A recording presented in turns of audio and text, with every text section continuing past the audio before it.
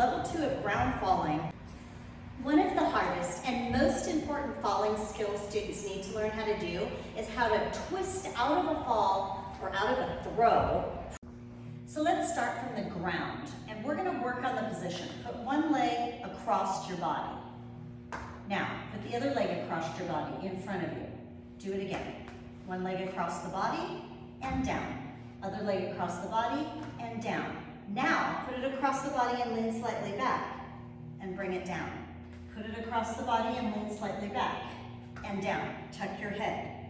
Across the body, tuck your head, lean it in. Across the body, tuck your head, lean it in. Now we're going to apply it to the fall. We're going to look at the angle. So here's my hip.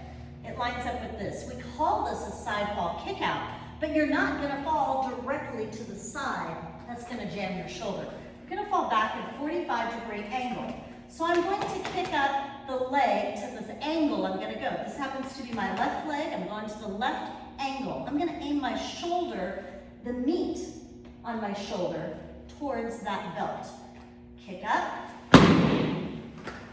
There's my side fall. Let's see that again. Kick up. There's my side fall. It's teaching me to avoid the spine, avoid the shoulder blade. Let's look at it on the other side. So, at home, take something. You can use a sock and decide where your 45-degree angle is. So this would be correct. This would be incorrect. I got to go back at a 45-degree angle. My other leg, picking it up, kicking it out. Again, picking it up, kicking it out. Once you've mastered that on the ground and you're falling at the right angle, now let's take it up to a squat, like we did with the back falls. I'll do my left leg so you can see a little better. My left leg is going to kick out. And up. Let's do it again. Left leg kick out. And up. You're actually throwing yourself, which means it gives you control over the movement. So you can start easy and then increase your impact so your body gets used to it and your fall is proper. Do it on your left and your right sides. Make 2 fists and hold them up. Bring them down to the ground. In case your head were to touch, those fists should line up with your head. Don't put your head there on purpose, but just check them, make sure that's where they're at, where they would line up and cushion a fall. I'm gonna hit and up. I'm gonna hit, I'm gonna pause, check it. I got it. Now, I'm gonna let my body weight fall forward. So when I first start this, I'm just hitting. Not really any body weights going on it. Then you come up to here, a little bit of body weight coming forward on that fall. Ready? Up to here, a little bit of body weight. Now we're gonna do arm hits. I'm gonna distribute the energy down my arm to my hand. If I catch myself with just my wrist, high probability that I'm gonna break that arm, have a fracture from the impact. That's why I'm distributing the weight. I'm touching from here all the way down through my hand. 1, other hand, 2. Keeping that cut. 3, 4. Now I can practice putting my body weight into it, starting from here. 1, 2,